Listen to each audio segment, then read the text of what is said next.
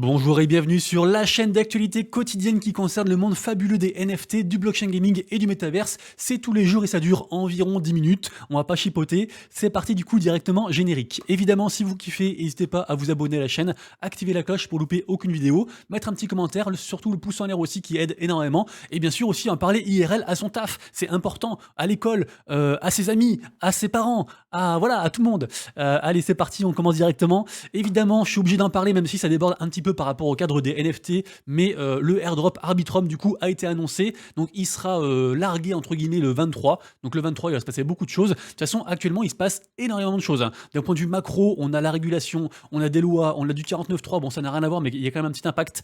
On a aussi le destacking entre guillemets d'ETH qui arrive pour le 12 avril, on a un milliard de trucs, on a le BTC qui pump dans tous les sens, on a les banques qui s'écroulent mais les gouvernements qui les rattrapent, enfin bref, c'est un gros bazar. En tout cas nous on est là dans la niche des NFT, on est content. Si jamais pour le airdrop Arbitrum, je pense que vous le savez parce qu'il fallait interagir avec le protocole, le layer 2 de ETH, donc c'était payant aussi, donc je pense que vous êtes au courant, mais si jamais vous voulez checker quand même votre éligibilité, allez voir sur arbitrum.foundation, je vous mettrai tous les liens en description, et puis comme ça vous verrez si vous allez choper du token. A priori les pronostics c'est entre, pour les plus pessimistes, vers 0,2 dollars, et pour les plus optimistes on va dire vers 2-3 dollars, donc en tout cas ça reste de l'argent entre guillemets gratuit. Et n'hésitez pas non plus à aller voir ma vidéo que j'ai faite sur les airdrops crypto, parce que je vous rappelle qu'il y a plusieurs airdrops qui courent actuellement, et notamment aussi un qui a été partagé ce matin en fait dans la commu, c'est le airdrop en fait de unlocked.finance. Il faut juste marquer une adresse ETH, il ne faut pas connecter son wallet, donc c'est safe, et apparemment c'est une solution en fait qui permet de faire de l'emprunt par rapport à des NFT. Si jamais aussi, oula j'ai mis un gros coup dans le micro, aujourd'hui on a un partenaire de la vidéo du jour, du coup c'est parti.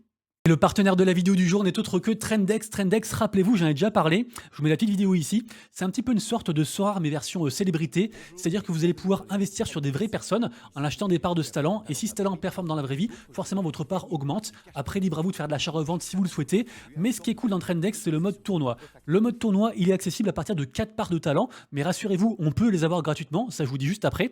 Sachez juste pour le mode tournoi du coup qu'il y a 6 000 € 2 fois par semaine à se partager pour toutes les ligues, donc ça fait environ 300K à l'année redonnés à la commu, ce qui est plutôt chouette. Et de toute façon, voilà, plus vous êtes part, plus vous pouvez atteindre du coup des ligues supérieures. Et pour avoir les 4 parts gratuites, sachez que ça passe par le parrainage. Donc là, toutes les personnes qui passeront par mon lien, vous aurez 4 parts gratuites pour jouer au jeu. Et moi, du coup, comme vous pouvez voir, ça marche pas mal puisque j'ai déjà généré environ 300 balles avec le parrainage, parce que oui, quand vous parrainez quelqu'un, il y a un bonus. Vous gagnez 10% en plus en fait de ce que le parrainé gagne lui dans les tournois. Donc du coup, c'est gagnant pour tout le monde. Vous, il y a 4 parts, moi, il y a 10% en plus. Tout le monde est content. Trendex, là, ils reviennent très fort avec une V2 du site. Ils ont tout refait. Le site est beaucoup plus beau, beaucoup plus smooth, beaucoup plus ergonomique. Ils ont également aussi signé des nouveaux talents parce que, en fait, ils en signent régulièrement. Dernièrement, ils ont acquis, entre guillemets, ils ont fait un partenariat avec donc Rudy Gobert, qui est, c'est le seul Français, en fait, qui performe en NBA. Ils ont aussi Renato Sanchez du PSG. Ils ont Makundu aussi en basket. Enfin, ils ont pas mal de stars, entre guillemets. Il y a aussi un espèce de gros leak que je peux pas vous dire, mais en gros, voilà, ils sont en train de signer aussi avec une grosse star du foot. Donc, bien sûr, rejoignez leur réseau pour vous tenir au courant de l'actualité Trendex. Et puis voilà, que vous dire d'autre sinon qu'ils ont été incubés par Y Combinator, l'incubateur pardon de Twitch. Ils ont aussi comme investisseurs des Sébastien Borget, des choses comme ça, donc des personnes comme ça, donc plutôt cool. Et de toute façon, moi je suis dans le projet, j'aime bien le projet, j'y joue régulièrement, donc je vous partagerai les news. Bien sûr, ce n'est pas un conseil d'investissement, hein, faites attention à vous, il y a toujours des risques. Si vous avez des questions, n'hésitez pas à me les poser, vous les posez à la team, vous aurez tous les liens en description, et nous on attaque les news. Et on démarre directement avec la news qui est tombée hier pendant que je postais ma vidéo. Donc c'est Ledger qui nous annonce une espèce de concurrent en fait à MetaMask. Donc du coup en gros c'est Ledger Extension. Pour l'instant c'est dispo que sur iOS et sur Safari, mais à terme ça va aller de partout. Et en gros c'est juste un truc en fait qui remplace MetaMask. Donc c'est une dinguerie. Du coup allez voir tout ça pour ceux qui sont intéressés. Mais Ledger vraiment ils sont en train de s'étendre dans tous les recoins, c'est hallucinant. Ensuite Mocaverse, la collection de Animoca Brains, a fait hier un space étonnant, super sympa, avec beaucoup d'annonces notamment sur les utilités. Et en gros c'est quoi? C'est que quasiment tous les projets dans lesquels est Animoca Brains, et bah forcément ils ont des assets, par exemple je sais pas Sandbox, Life Beyond, peu importe, plein de projets. Et en gros les holders de la collection NFT Mocaverse vont pouvoir du coup interagir avec tous ces projets là via en fait leur NFT Mocaverse. Imprécise quand même pour vous dire que moi j'ai des NFT Mocaverse, que tout ce que je dis dans les vidéos ce ne sont jamais des conseils d'investissement, c'est à vous en dernier recours de savoir si vous voulez investir votre temps ou votre argent dans les différents projets que je présente. Mais voilà, moi je suis super bullish en tout cas sur Mocaverse. Ensuite, on va parler de Lacoste. Lacoste, rappelez-vous, ils ont fait une collection NFT et là en fait, ils viennent juste d'annoncer en fait des futures utilités. Ils n'ont pas encore dit quoi, mais ils ont dit voilà, allez checker les gars parce qu'il y aura des grosses utilités du coup à l'avenir. Du coup, forcément aussi le floor price augmente un petit peu, vous irez voir.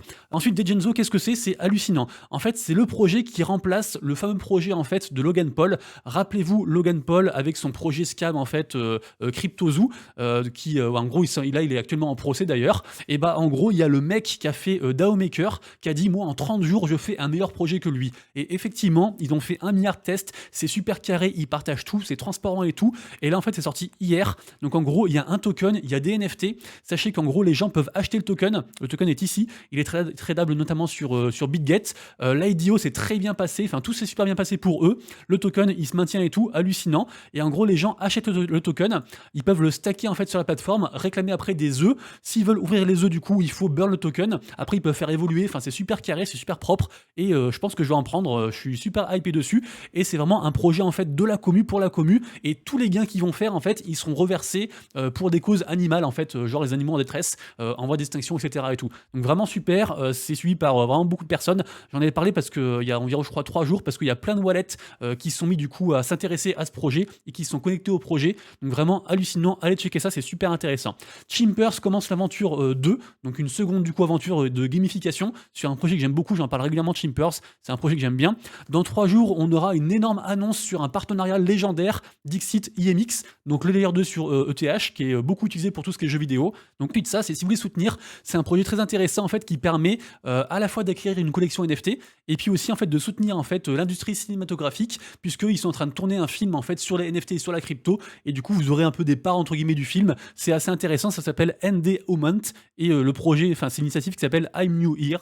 Donc vous irez voir ça exactement aussi pour plus de détails. Ensuite la blockchain Wax, ils ont fait un partenariat avec Trust et en gros Trust c'est quoi? C'est un peu une sorte d'outil basé sur l'intelligence artificielle qui analyse les wallets pour savoir si c'est potentiellement des bots ou non. Et du coup grâce à ça en fait vous irez voir dans votre comment on appelle ça, dans votre cloud Wax, donc en gros c'est le compte de votre wallet Wax, de la blockchain Wax, et bah du coup en fait vous aurez une espèce de note qui indique en fait si votre wallet est censé être un truc safe ou non, et ça marche aussi pour les autres, et comme ça quand vous interagissez avec d'autres personnes vous savez en fait si c'est potentiellement des bots ou non, ou quand vous analysez aussi des projets vous le saurez aussi également, donc super intéressant.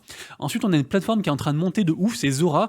Zora c'est un peu une plateforme en fait de NFT pour les artistes, où les artistes en fait peuvent héberger leurs œuvres, ils font beaucoup d'open edition, un peu comme sur Manifold, et en gros là c'est en train de devenir un peu une sorte de Tumblr en fait version NFT, version mint NFT, avec un algorithme en fait qui va gérer la mise en avant de différents projets qui vont être agrégés en fait de différentes plateformes, notamment dont Manifold. Donc en gros Zora, vous aurez tout dessus et a priori ce sera adapté à vous en fait et à ce que vous voulez voir. Donc super intéressant du coup de voir ça, c'est de plus en plus hypé.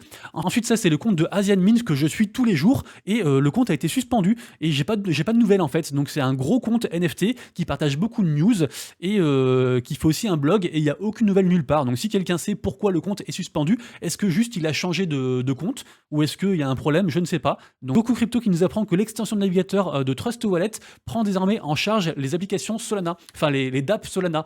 Donc super intéressant du coup parce que Trust Wallet pareil aussi c'est en train de s'étendre de plus en plus. C'est vraiment un bon projet aussi Trust Wallet, j'aime beaucoup. Ensuite on a Live Art, ça c'est très intéressant parce que Live Art c'est une plateforme en fait qui a été soutenue notamment pour ses premières rondes d'investissement par Animoca Brands, Binance Labs et aussi KuCoin Labs. Et en gros, ils vont faire un pass, je crois que c'est le 5 avril, ouais c'est le 5 avril, ils vont faire un pass du coup, et les gens qui auront ce pass auront accès aux ventes de NFT de très grands artistes selon eux. Donc on suivra ça aussi pareil, c'est un truc je pense qui sera assez intéressant. Ça rappelle aussi un petit peu ce que fait Sartoshi et aussi Punk 6529 de faire des passes comme ça et après de permettre aux gens, enfin que aux gens qu'on les passe, de minter en fait différentes œuvres. Ça marche beaucoup comme ça, il y a un peu une méta comme ça au niveau de l'art actuellement. Animoca Brands qui a investi aussi dans Smart Retail, et Smart Retail c'est très intéressant puisqu'ils impactent en fait même au niveau IRL. En gros leur service ça comprend une technologie publicitaire basée sur l'action, des solutions d'information sur les consommateurs, une technologie de reconnaissance faciale anonyme, des dépanneurs, des distributeurs automatiques, etc. Donc c'est encore un gros partenariat sur Animoca Brands qui me fait encore dire que je suis bullish. De toute façon vous savez je suis très bullish, j'arrête de le dire. Ensuite pour les amateurs de vin, rappelez-vous Wine Bottle Club, c'est un projet qui relie en fait le Bitcoin, les NFT et le vin. c'est super intéressant. Donc on peut acheter du vin en fait avec du BTC si on veut. Ils ont aussi une collection NFT. Ils font plusieurs choses. On peut aussi transformer ces NFT en bouteilles de vin. Et en fait là, ils sont devenus très proches de Pirates Labs, que j'aime beaucoup, qui est un incubateur français assez connu.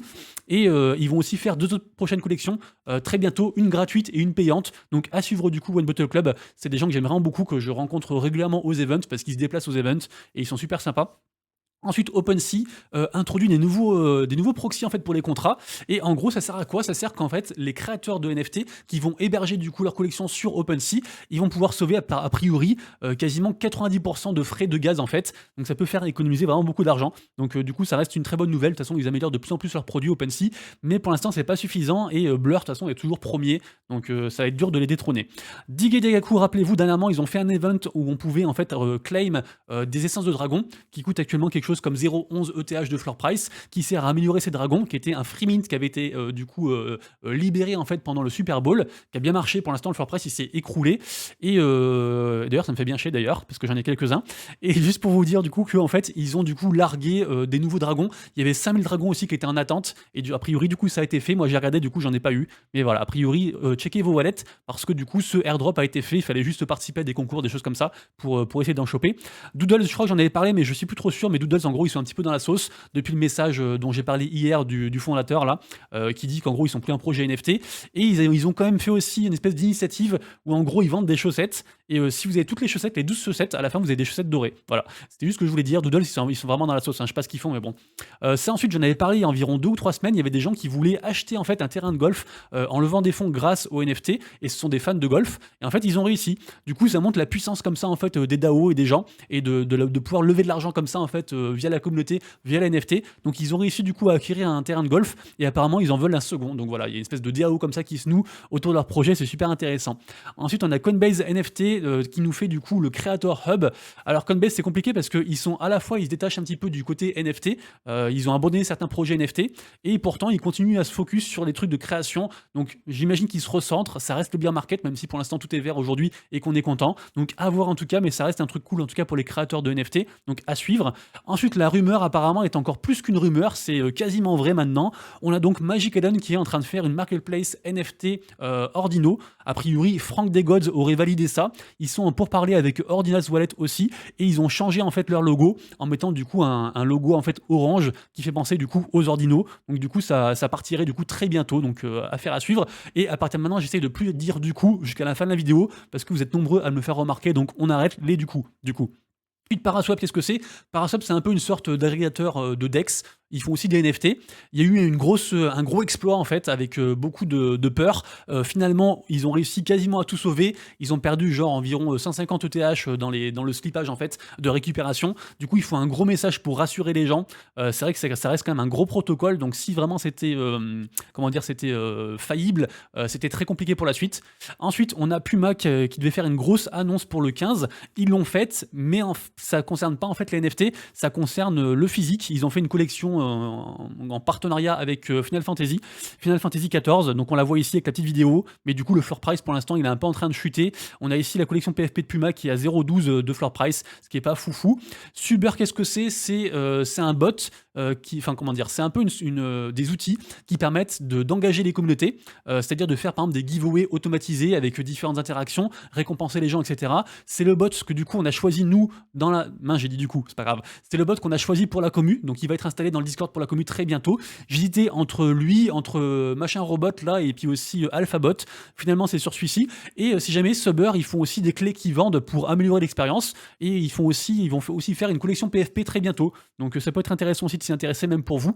Il y a Rover ensuite qui est une super app pour NFT des gènes. C'est comme ça qu'ils se disent en gros c'est quoi? C'est de la data en fait, de la suivi du suivi de portefeuille. C'est un peu comme celui que je vous ai montré l'autre jour là, que moi j'utilise.